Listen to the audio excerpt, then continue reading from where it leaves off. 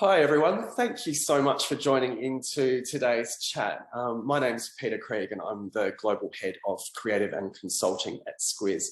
And I am super excited to be joining in a chat with Neil Jarvis from Utopia. So hi Neil, thank you for coming along today. Hi Peter, thanks very much. It's great to be here. And so our topic today, we're thinking about accessibility. Now, accessibility is just, to me, an absolute non-negotiable part of all web design. And so I'm curious to sit down with Neil and talk about some of the myths, I think, that sometimes get in the way of designing accessible websites. So how does that sound to you, Neil? Sounds really good. I love this one. Myth 1, accessibility doesn't apply to us. How do we feel about that? It's a very common thing that you hear on two grounds. One is literally just that accessibility doesn't apply to us. And they'll say, we don't have people with disability using our website, so why should we bother to make our website or our digital app or whatever it happens to be? Why should we make it accessible? Because they don't use it. Well, maybe they don't use it because they can't, because it's not accessible. So it's kind of a self-fulfilling prophecy of doom. And that's not the sort of prophecy that you really want to be hanging around your neck. I think there's some interesting stats, which I always like to, I'm not a stats person generally, but there are some interesting ones, which is, if you're running a business and obviously your aim is to maximize your revenue and increase your bottom line and all that kind of thing, you want to be aware that depending on which country you're talking about and which measure is being used, you're talking about 18 to 24% of people who have some kind of disability. And that disability increases with age. So the older people get, the more likely they are to have an accessibility barrier of some description that they come up against on your website. So no business, if you ask them outside the fence of disability, no business would say, oh yeah, I'm quite happy to ignore up to 1 in 4 potential customers. That's crazy. So the idea that it doesn't apply to us is clearly nonsense. It does apply to everybody, whether they be wanting to do it for good economic reasons or whether they want to do it for legal reasons. There's more and more legislation around the world now which requires businesses and public sector organizations in particular to be accessible. So you're going to have to do it eventually. You might as well do it and get in on the ground floor when it'll be a lot less expensive. Absolutely. And I think that's a really terrific lead into what we have as our second big myth. It's too expensive to create an accessible website. Well, I like to think that it's too expensive not to, because creating a website is expensive anyway. We all know that. That's a business that we're all in. But it's not as expensive as, building a tower block or creating a transport infrastructure. These things are all relative. And whenever you do any of those things, you factor in all sorts of costs. And one of the things that you need to factor in is the cost of accessibility. And the later you leave that in the process, the more costly it will be. So from a digital perspective, if you factor in accessibility right at the beginning of the process, your cost is going to be X number of dollars. That will rise very steeply if you leave it to just the development process, or worse still, if you try to retrofit accessibility because you've had complaints from potential or actual customers, or heaven forbid, someone's tried to sue you for inaccessibility. I'm not a proponent of that approach, but we know it goes on. So you know, it's going to cost you more the longer you leave it. So it's almost this idea of accessibility debt in a way, isn't it? Like we talk about design debt or UX debt, which we see having long-term sort of cost impacts, but then accessibility debt's the same. It is harder to retrofit, and if you make that that time up front, you're much more likely to get a successful outcome. And again, think of the number of people that you're going to attract to your site if they can use it. We know that from studies that have been done in the UK, for example, there's a phenomenon called the click away pound. And that's where users will literally have a look at a site, and if they can't use it or if they have difficulty using it, they'll simply go somewhere else. So your competitor or somebody else is getting the benefit of that customer's revenue. And you know, the figures that we know about, you're talking 2/3 of users have experienced that and have left websites because they just can't be bothered with the accessibility problems that they're facing. So absolutely. And I was just going to say, another possible impact of that is calls to call centers. It might be just so much easier to pick up the phone and take that sort of one-to-one staff time, which again is so much more expensive than self-service. And with the best will in the world, an accessibility issue is quite a specialist problem. So a typical call center operative may not be able to, they certainly can't solve your problem because your problem is structural.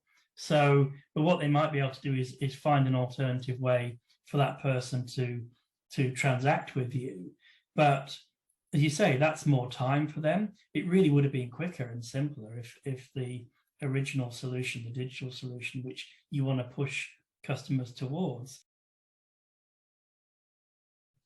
Which is a great lead into the next myth I wanted to run by you, which is we don't have the right expertise to do it.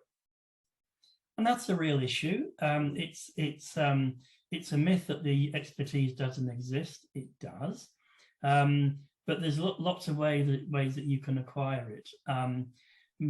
Many organizations will talk to a provider like the one I work with, Intopia, which is all about providing accessibility advice to organizations, whether that be in the form of an audit or some kind of consultancy. And that's what organizations do, especially at the beginning of their accessibility journey. And I know we're going to talk about that a bit later on as well. But it's also a increasingly useful thing to have in-house expertise as well. So that, you know, in the same way as you have expertise around development and testing and engineering and business analyzing and all that sort of thing, you really do need to have in this day and age expertise around the standards that underpin accessible content and accessible platforms. And that's something which is easily acquirable, but you've got to ask for it. It's almost this idea of accessibility maturity and trying to sort of awaken skills in the organization and use the plethora of resources that are out there to make great first steps.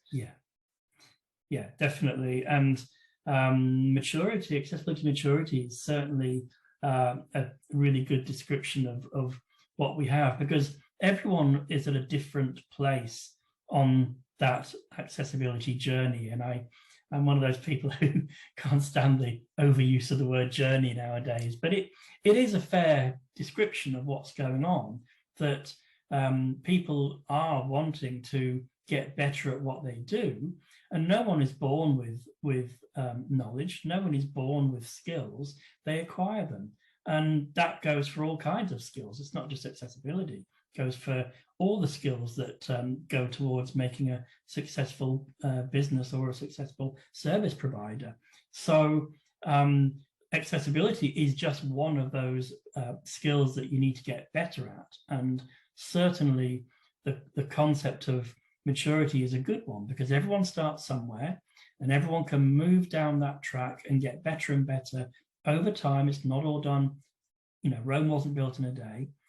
But if you make a conscious effort to recognize that this is a gap in your organization, then starting with a plan is a good idea. Let's move on to the fourth myth that I'd love to run by you today. And this is something that I've heard from time to time, and it's the idea that accessibility ruins UX. I'd love to know your thoughts on that. Well, only if you ruin it. There's nothing inherent about accessibility which will affect UX either way in terms of how something looks or what the branding is like. You can spoil accessibility with bad.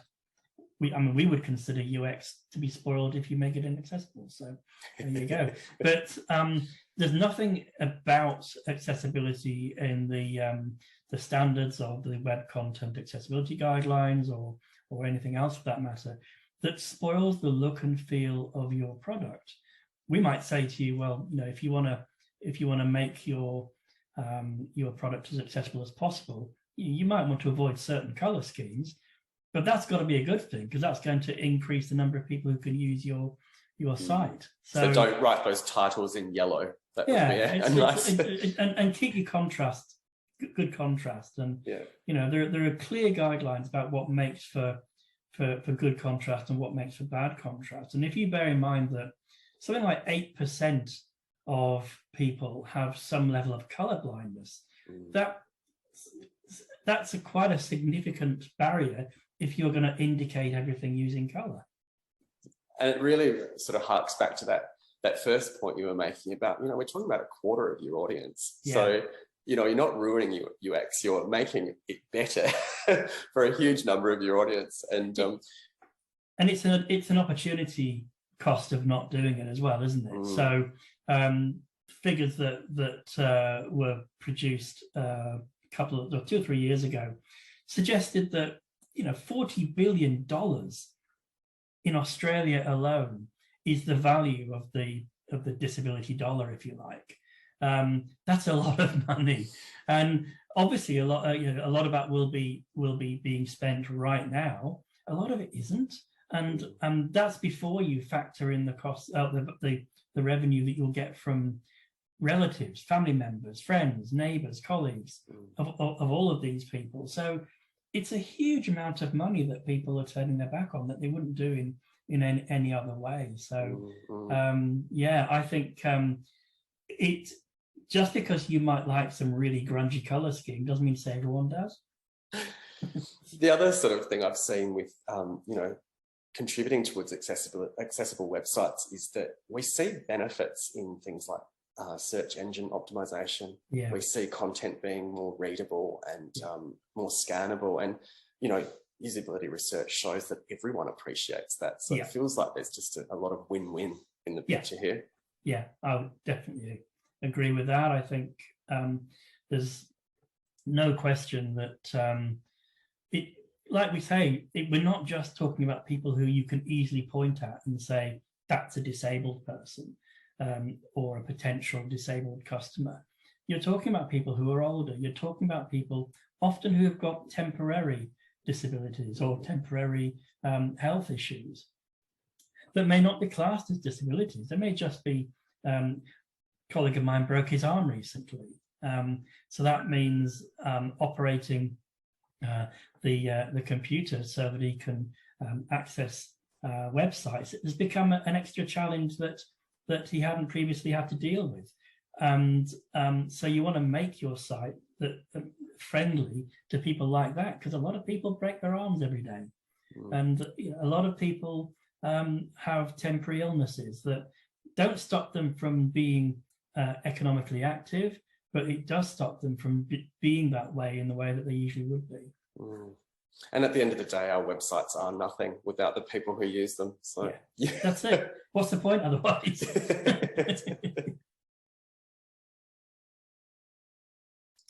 So earlier on in this chat, we talked a little bit about the idea of accessibility maturity, and I think it's a really interesting concept for us to dive into a little bit more. And I mean, how can we help organisations assess and improve their their accessibility maturity? What kind of thing might help an organisation get started on this journey, do you think?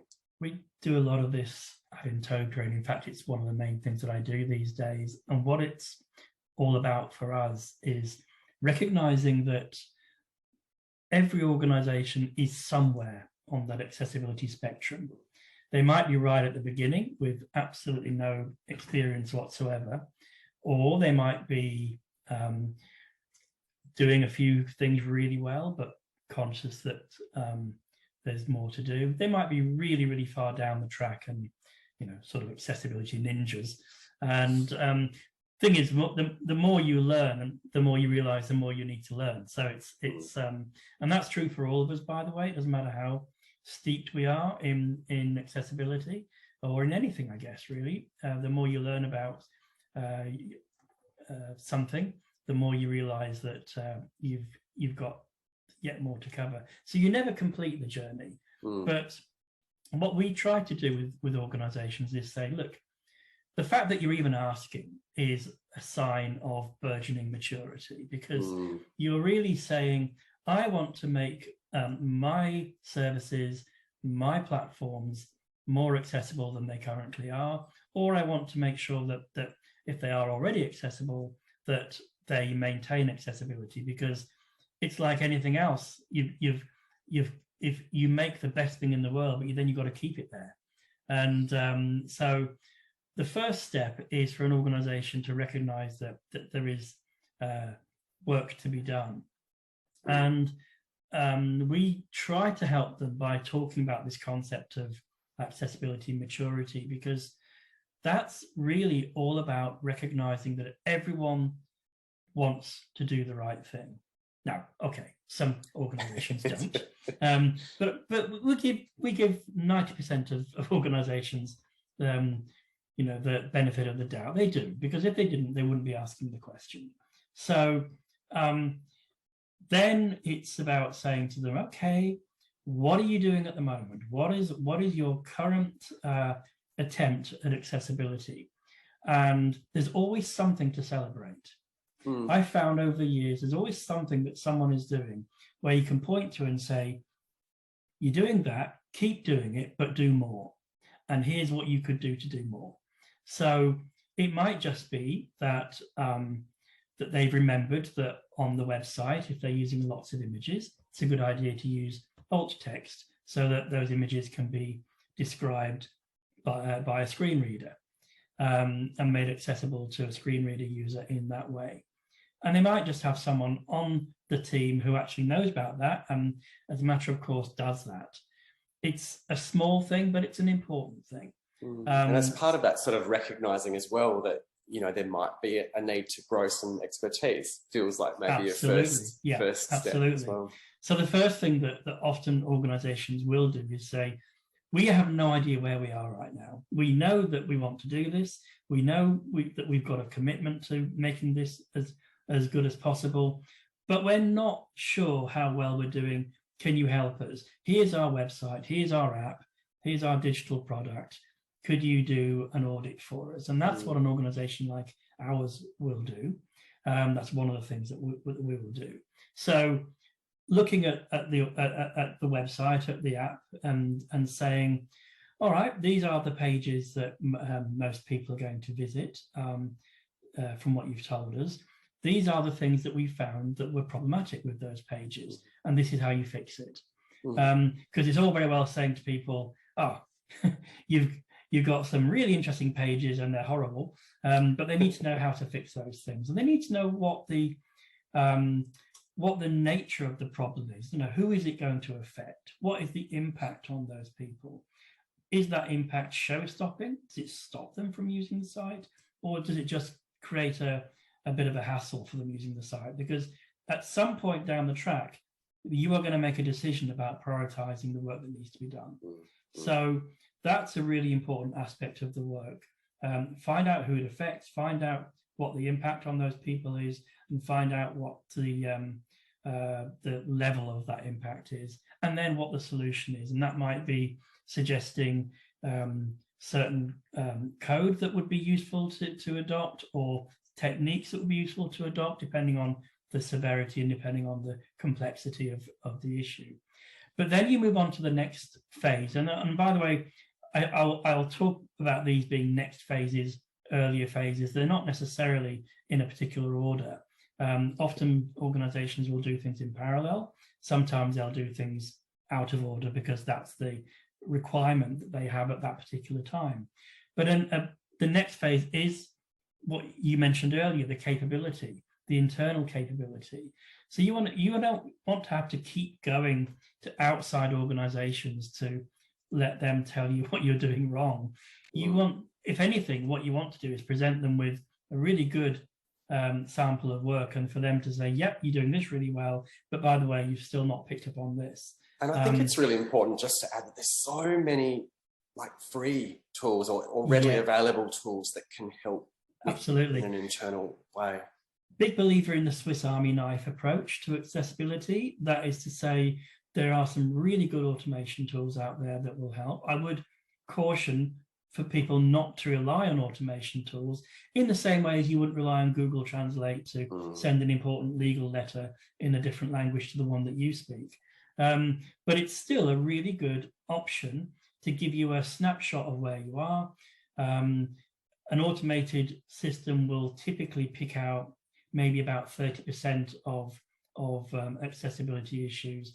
And the problem is you don't have context with them. So they'll tell you what, the good ones will tell you what the issue is and why it's important, but you won't get any feeling for whether that's a real show-stopping problem or whether it's something which is an irritant. And those things become important. But I always feel that there's nothing sort of beats real-world usability testing for this kind of thing. Right. What are your thoughts on that? Yeah, usability testing is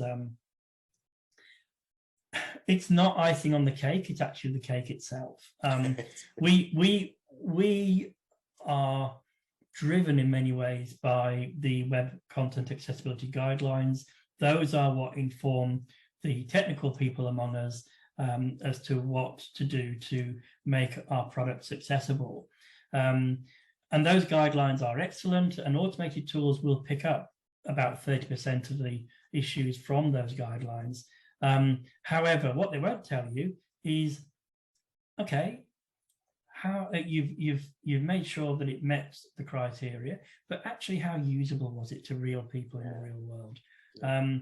And that is where usability testing does come in. They will tell you in a very robust and honest way whether something is accessible to them or not. Even if it ticks all the right technical boxes, it might still fail to tick some of the user-centered boxes. And sometimes that's just about the choice of a word.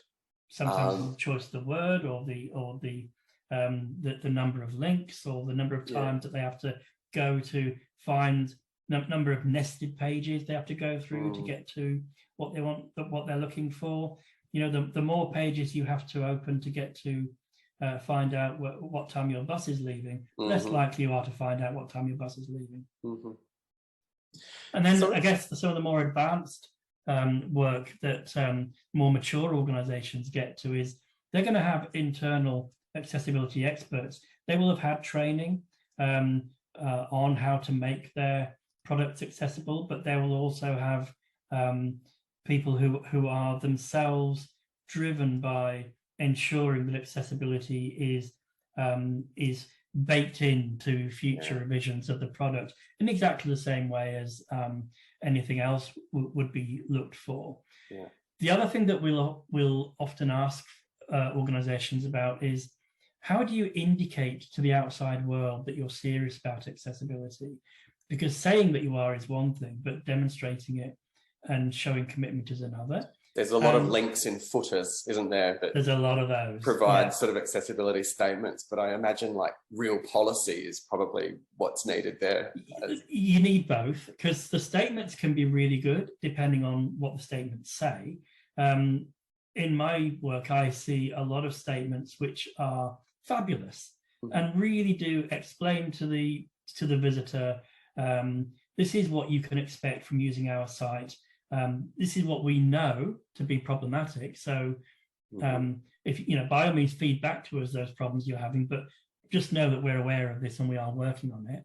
And this is where you can go to tell us about problems that you've experienced. And I like that. So it's a richer thing than yeah, simply saying it's, you know, AA compliant. We're actually which saying, doesn't mean much to most people. It means a lot to us because that's our business, but it doesn't mean much to most visitors. They see that all the time. And you know, just saying that it's AA compliant doesn't mean a lot to most people. Being it is obviously important, but to the end user, that's not such an important thing. So yeah, those statements are important, and doing them right, but also, as you said, the policies that you have as an organization. If you have a policy, it means that you've thought about it. That's a usual good guide. And so having a policy about you know, accessible websites or accessible digital products actually is a really good idea. We're seeing it a lot in public sector organizations, but I tell you, we're seeing it a lot more as well now, even in private sector businesses, where you wouldn't have expected to see that at one time, but they want to show that they mean this, they're serious about it. And that means that when you have a policy, you also then have processes that underline how those policies will be implemented, and then you become accountable. And when you're accountable, things get done. And that's the big thing. And then you're getting more and more accessibility mature. So once you've sort of been through that getting started phase of, you know, auditing the current state, understanding the frameworks it's measured on, and you know, towards building capability, developing policies and that kind of thing, what was the next step in maturity? How do you sort of then build on all of that? And you keep doing it, because especially in the world of digital products, you never ever complete the job, do you? No. Every revision of your website, of your app, of your CRM, or whatever it happens to be, every revision is basically a temporary one until the next one. And you're usually working on the next one before you've even gone live with the current one. So you have to keep constantly checking that, you know, accessibility is like anything else. You can't just do it and then say, that's it, it's done, I can move on now and not think about it for the next 20 years and maybe revisit it again in 2030 or 2040. It doesn't work that way. Accessibility is like everything else with your product. You need to maintain it. It needs to be checked and then rechecked. But if you build that into your workflow and into your product cycle, it's not a significant extra cost. It's just part of what you do. And making sure you meet those commitments to the policies and that kind of thing. Yeah. Absolutely, yeah. And again, as I say, if someone's accountable for that at senior level, so it's not the poor team member who's been working on the project, who then leaves and goes somewhere else. If it's baked into the culture of the organization because it's part of the things that your executive team will report on, just like they report on health and safety, just like they report on, you know, nowadays COVID preparedness, and just like they report on security. So security was never an issue at one time when it came to digital products. Fortunately, we've now become wiser, and we know it's a good idea to take security and privacy and all those things into account when we're developing our products. Well, accessibility needs to be on the same level as those things.